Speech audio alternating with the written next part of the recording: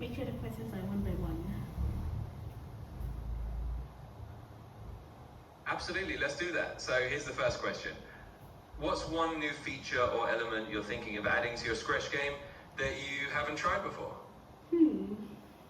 Maybe like trying to like make like maybe the apple sprite, which is the item which will fall.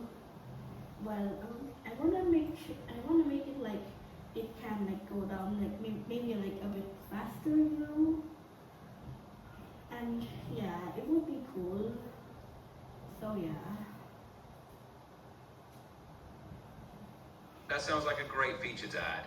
Making the apple fall faster over time will definitely add a nice challenge. Alright, here's the second question.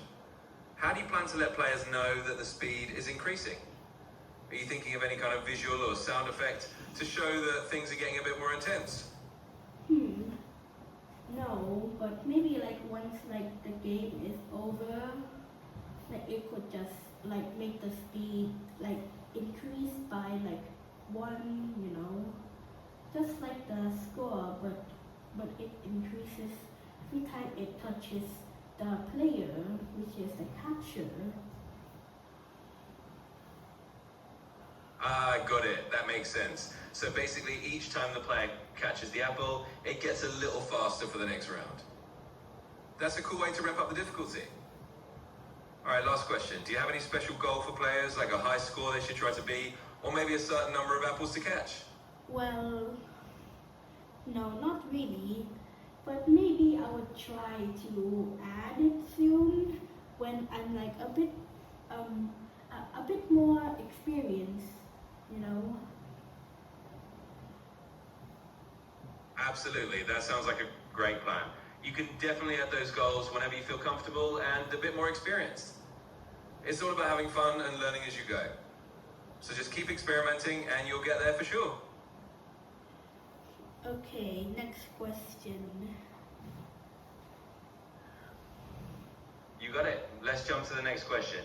So for your next step in the game, are you thinking about adding any kind of special effects or maybe a bonus item to keep things interesting? Let me know what you...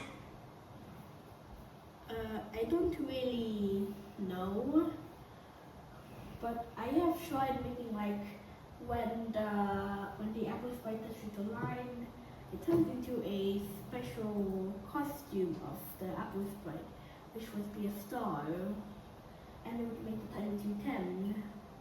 But I decided that I removed it because it wasn't, because we'll actually have that for like a very, very long time, which I believe is kinda unfair. So yeah, so I removed that costume for the apple. That makes sense. Sometimes a feature might feel a bit unbalanced or just not quite right for the game flow, and it's totally fine to tweak or remove it.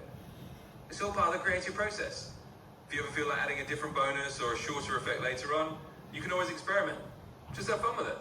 Okay, so can you give me another question, perhaps?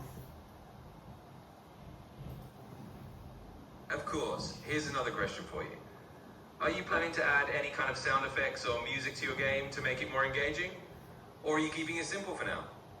I'm keeping it simple for now, but I do really like the background, and maybe I will change, and maybe I would probably maybe add another sprite, or just change the normal apple sprite, which I'm not gonna change the normal apple sprite because I don't want to.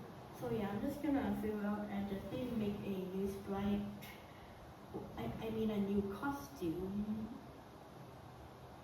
for the apple sprite.